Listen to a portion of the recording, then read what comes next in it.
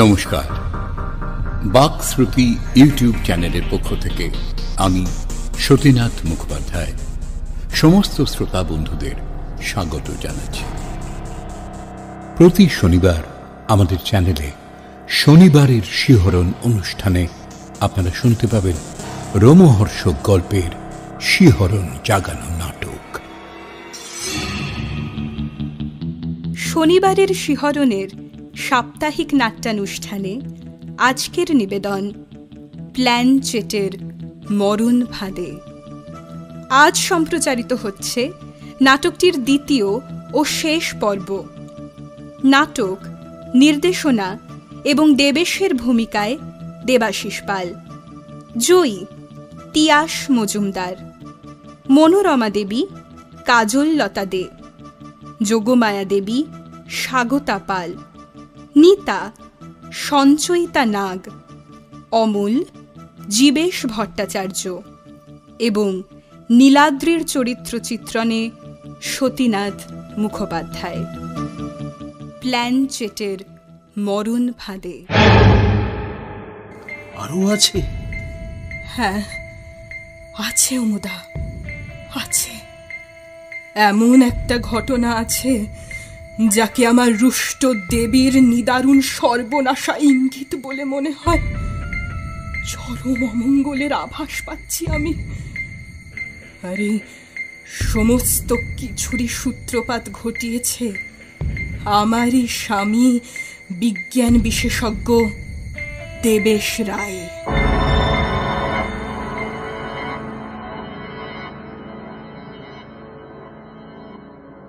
এরপর বুঝতে পারছি তুমি খুব দুর্ভাবনায় আছো।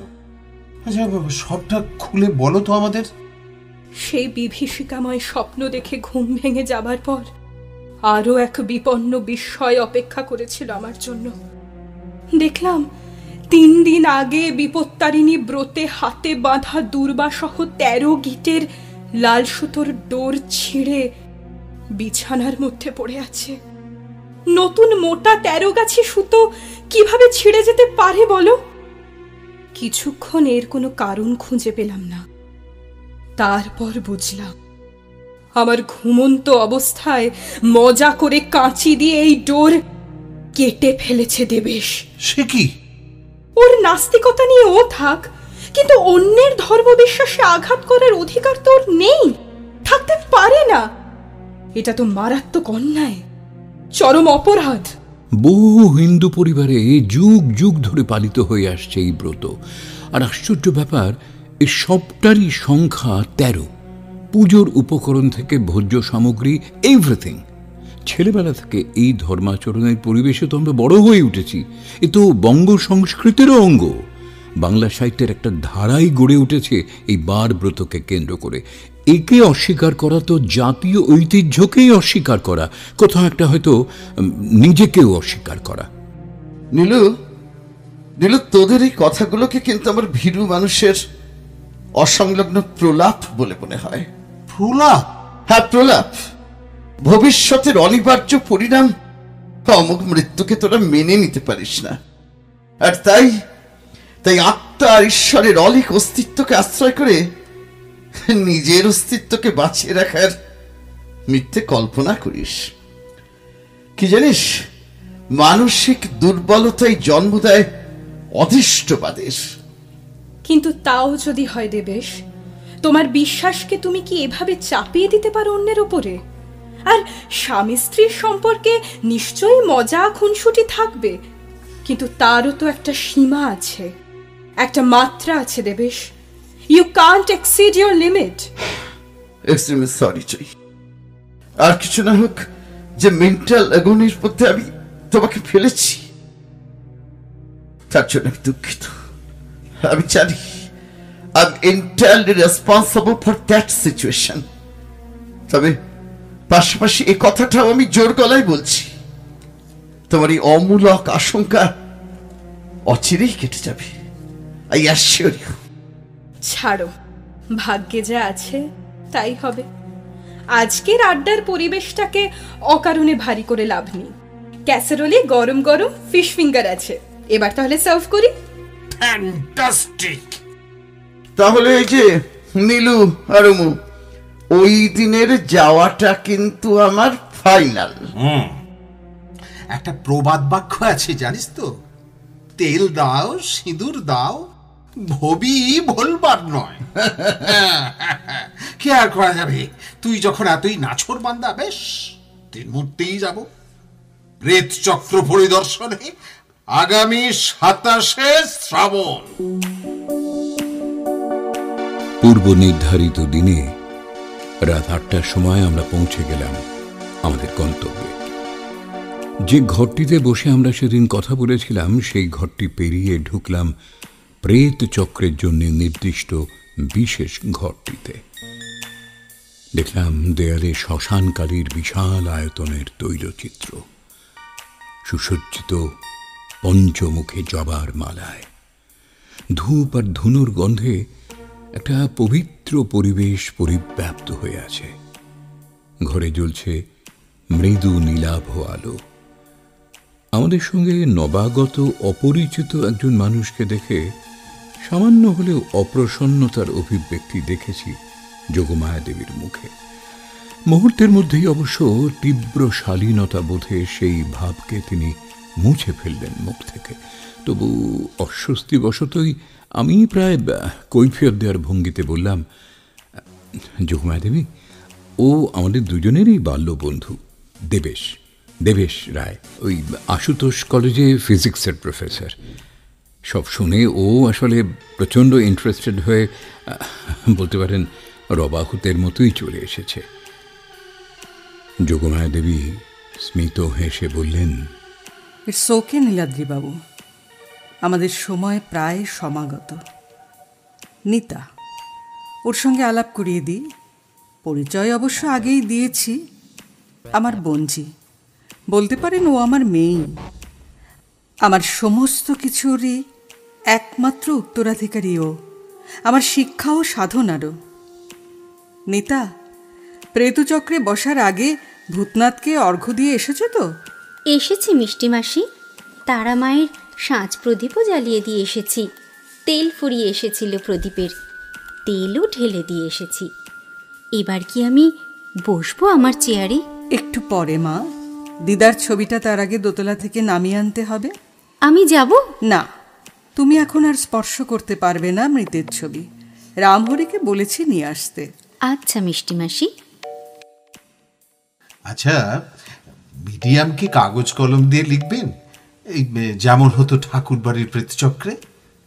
উমাদেবীর হাত দিয়ে নিজেদের কথা লিখে যেতেন বিদেহীরা?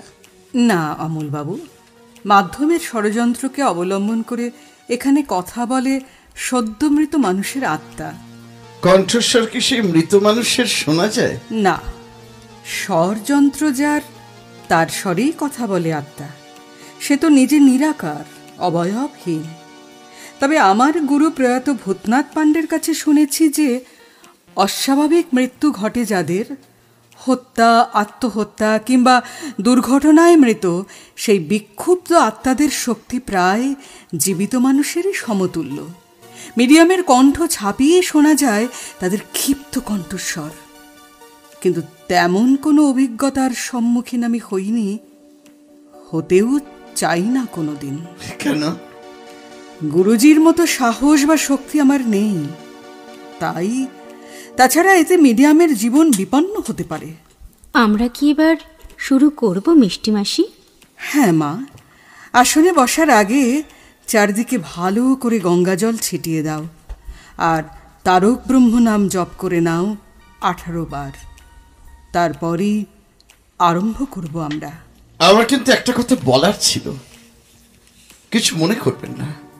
সব শুনে আপনার এই প্ল্যানচেট নামক বিষয়টিকে আমার আপামর সুদক্ষ জাদুকরের দেখানো ম্যাজিক ছাড়া কিছু মনে হচ্ছে না। দেবু, চুপ কর, mind your language. Don't forget we are just only guest here. আর তুই তাও নয়, প্রায় জোর করে এখানে এসেছিস। তা বলে মিথ্যে বুজরুকি দেখে আমাকে তাকে সত্যি বলে মেনে নিতে হবে? কি বলতে চাইছেন আপনি? কণ্ঠস্বর শুনবো আপনার বঞ্চির, আবাহন করে আনা হবে আপনার মৃত আত্মীয়কে, যার সম্পর্কে আমরা বিন্দু বিসর্গ জানি না। একে জালিয়াতি ছাড়ার কি বলা চলে? আপনি কিন্তু মিষ্টি মাসিকে অপমান করছেন। ফর ইউর কাইন্ড ইনফরমেশন একটা কথা বলি, আমরা কখনো কারোর থেকে একটা কানা করিয়ে নিয়েও প্রেতচক্রের আসর বসাইনি। এই প্রেত চর্চা হয় নিতান্তই আমাদের পরিচিত মানুষদের পরিমণ্ডলে। প্রলোভন কিন্তু শুধু অর্থেরই হয় না ম্যাডাম, যশ আর আত্মপ্রচারেরও হয়। আপনার মতন বোঝা আর ব্যাখ্যা করার অধিকার আপনার অবশ্যই আছে, তবে তা এই বাড়ি থেকে বেরিয়ে গিয়ে। প্লিজ, সাধনা কক্ষের পবিত্র পরিবেশ নষ্ট হচ্ছে আপনার জন্য। বাহ, এই তো ঝুলি থেকে একেবারে বিড়াল বেরিয়ে পড়েছে, তাই এত উষ্মা। আপনি কি চান? কি করলে আপনার বিশ্বাস হবে যে আমার এই প্রক্রিয়ায় কোনো কারসাজি নেই? আমার পরিচিত মানুষকে, যার ভালো মন্দ নারী নক্ষত্র আমি নিজের হাতের তালুর মতো চিনি, জানি, তেমন মানুষকে এই চক্রে নিয়ে আসতে পারবেন? পারবো। মিষ্টি মাসি, তুমি কেন একজন আনওয়ান্টেড আউটসাইডারকে এত গুরুত্ব দিচ্ছ? Let him go at once. না নিতা, আমার এতদিনের সাধনার সারবত্তা নিয়ে যখন প্রশ্ন উঠেছে, তখন এই মুহূর্তেই সেই সংশয়ের নিরসন ঘটে যাক।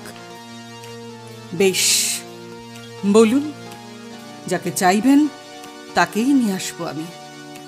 তবে আমি তো তাকে দেখিনি, তাই তার একটা ছবি চাই, আর আপনাকেও বসতে হবে এই চক্রে আমার সঙ্গে।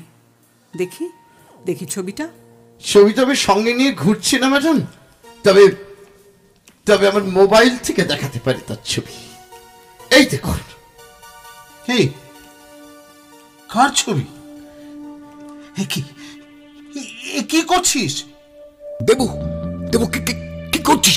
কি করছিস তুই? চুপ কর, জাস্ট শাট ইওর মাউথ।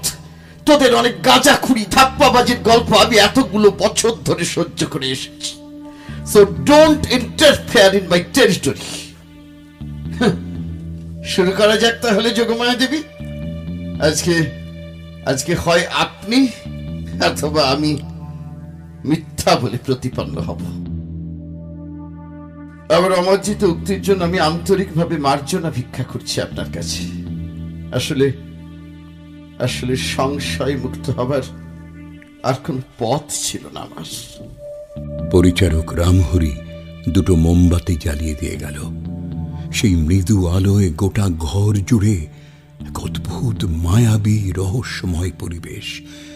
কিন্তু আমাদের দু বন্ধুর মন তখন সব কিছু ছাপিয়ে গভীর উৎকণ্ঠা আর চরম অস্বস্তিতে মগ্ন। অভাবিত এক পরিস্থিতির সম্মুখীন আমরা দুজনে। এমন দুঃসহ অবস্থার মুখোমুখি আমরা জীবনে কখনো হইনি। আমরা জানি না এরপর কি ঘটতে পারে, কি ঘটতে চলেছে। এক রহস্যময় অচেনা কণ্ঠে যোগমায়া দেবী ধীর লয়ে বলে চলেছেন, আমরা একাগ্র চিত্তে আবাহন করছি আপনাকে।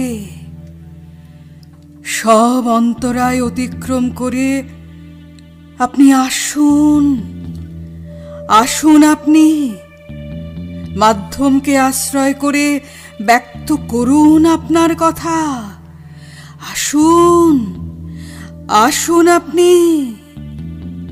ওং নমঃ ভগবতে পঞ্চবদনায় দক্ষিণ মুখে করাল বদনায় নরসিংহায় সকল প্রেত প্রমথনায় স্বাহা। ইয়া গচ্ছ ইয়া তিষ্ঠ সুষুম্না বর্তুনা সুধি। এসেছেন? আপনি কি এসেছেন? আসুন। আমরা সংহত আত্মিক শক্তিতে আকর্ষণ করছি, আপনাকে আসতে হবেই। ইয়া গচ্ছা, ইয়া গচ্ছা। আশ্চর্য, এত সময় তো লাগে না কখনো। তবে কি আসবেন না তিনি? আমি এসেছি, এসেছি। কে আপনি? কে? বলুন, কে আপনি? কি নাম আপনার? জয়িতা, জয়িতা রায়। খুব কষ্ট হচ্ছে, কষ্ট হচ্ছে আমার। কেন কেন আমাকে জোর করে নিরাশ্রয় করে টেনে আনলেন আমাকে? সব মিথ্যে, সব মিথ্যে সাজানো নাটক। জয়ীর প্রেতচক্রে আগমন অসম্ভব, কারণ কারণ সে জীবিত। না না, জীবিত নয়, মৃত। জয়ী মৃত। তুমি তুমি তাকে মেরে ফেললে। তুমি তাকে জোর করে মেরে ফেললে দেবেশ। মাত্র 22 বছরে তার সুন্দর জীবনটা নষ্ট করে দিলে তুমি। কে? আমি আমি কার গলা শুনছি? না না না, এ হতে পারে না, এ হতে পারে না, অসম্ভব এমন ঘটা। অসম্ভবকেই তোমার সর্বনাশা জেদে সম্ভব করেছ তুমি।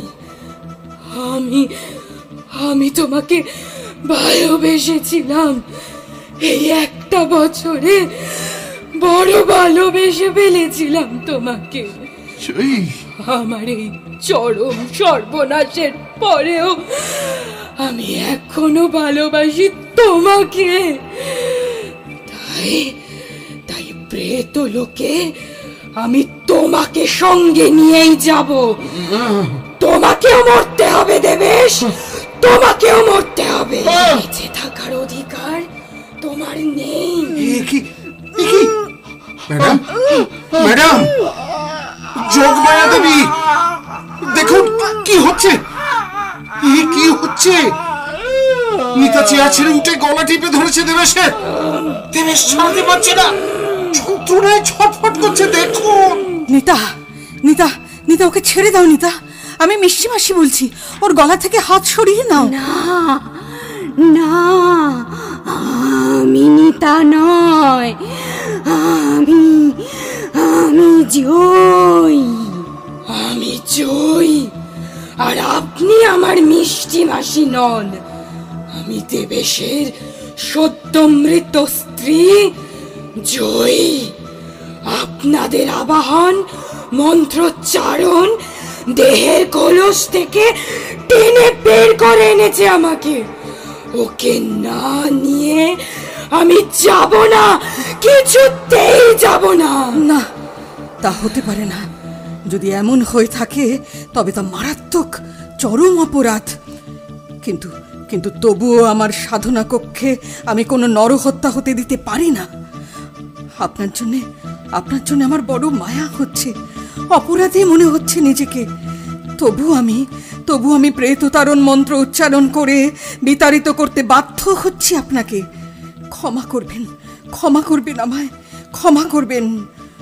ওম পরমা মনে পরব্রহ্ম নমো নমো শরীরং পাহি পাহি কুরু কুরু স্বাহা। নমো নমো হনুমতে রুদ্র অবতারায় ক্ষুব্ধ প্রেতিনি তারুণায়। রামদূতায় স্বাহা, রামদূতায় স্বাহা, রামদূতায় স্বাহা। চকিতে উঠে দাঁড়িয়েই মাথা ঘুরে দম করে পড়ে গেল নিতা, সম্পূর্ণ সংজ্ঞাহীন। যোগমায়া দেবীর ডাকে ছুটে এলো রামহরি। সব আলোগুলো ঘরে জ্বালিয়ে দিল। চোখে মুখে জল ছিটিয়ে জ্ঞান ফিরিয়ে আনা হলো নিতার। বিধ্বস্ত নিতা। ঘটনার আকস্মিকতায় আমরা সকলেই তখন একেবারে হতভম্ব, বাকরুদ্ধ। কোনো মতে দেবু আর অমুকে আমার গাড়িতে তুলে স্টিয়ারিংয়ে বসলাম। প্রথম গন্তব্য দেবেশের বাড়ি। কিন্তু সেখানে এক নিদারুণ আঘাত অপেক্ষা করেছিল আমাদের জন্যে। দরজায় পা রাখা মাত্র হাহাকার করে উঠল মনোরমা মাসি। হে আমার কি সর্বনাশ হয়ে গেল দেবু! জয়ী আর আমি বসে চা খাচ্ছিলাম, হঠাৎ কিসব প্রলাপ বকতে শুরু করলো। যাব না, কিছুতেই যাব না আমি। কেন কেন টেনে নিয়ে যেতে চাইছো আমাকে?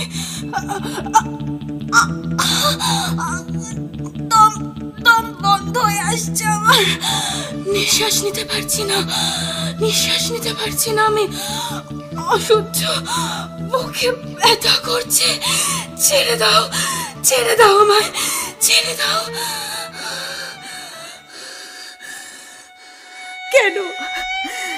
কেন এমন হলো দেবু? কেন এমন হলো? সুস্থ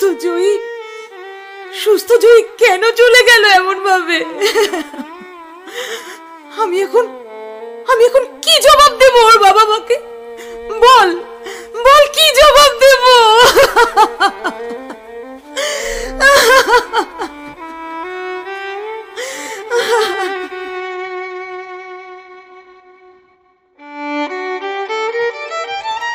পাড়ার ডক্টর মুখার্জিকে ডেকে পাঠানো হলো, কিন্তু মৃতদেহ দেখে উনি রাজি হলেন না ডেথ সার্টিফিকেট দিতে।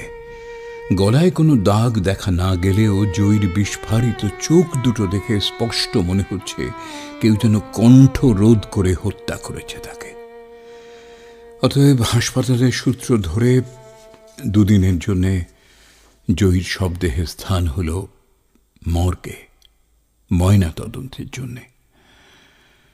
এরই মধ্যে ঘটে গেল আরো এক হৃদয় বিদারী অঘটন। চরম অনুতাপে, আত্মগ্লানিতে জয়ীর শাড়ি গলায় জড়িয়ে আত্মহত্যা করল দেব। পুলিশই ওর শোবার ঘর থেকে আবিষ্কার করল একটা সুইসাইড নোট। দেবেশের মৃত্যুকালীন মর্মান্তিক জবানবন্দি। আমার মৃত্যুর জন্য কেউ দায়ী নয়, দায়ী শুধু আমার অর্থহীন অহং আর অবিশ্বাস। আমার প্রাণ প্রতিমাকে, আমার পরম ভালোবাসার মানবীকে মেরে ফেলেছি আমি। মৃত্যু লোক থেকে জয়ী চাইছে আমাকে ওর সঙ্গী করতে, আর তাই ওর আকুল ডাকে সাড়া দিয়েই পরপারে যাত্রা করলাম আমি। আর কয়েক মুহূর্ত পরেই জয়ীর মতো দম বন্ধ হয়ে যাওয়ার তীব্র যন্ত্রণা ভোগ করতে করতে, ছটফট করতে করতে নিষ্পন্দ হয়ে যাবে আমার শরীরটা। তোমাকে একলা করে দিয়ে চলে যাচ্ছি বলে তোমার এই অধম সন্তানকে ক্ষমা করো মাগো, ক্ষমা করো। ও নীলু আর শৈশবের দুই সঙ্গী আমার পোস্টমর্টমের পর যেন জয়ীর সঙ্গে একই চিতায় দাহ করা হয় আমাকে, তাতে আমার পীড়িত আত্মা একটু শান্তি পাবে। বিদায়, বিদায় আমার প্রিয় পরিজনেরা, বিদায়। দেবেশের শেষ ইচ্ছেকে মর্যাদা দিতে কাশীমিত্র ঘাটে কাঠের চিতায় একই সঙ্গে দাহ করা হল দেবেশ আর জয়ী, ওদের দুজনের দেহ।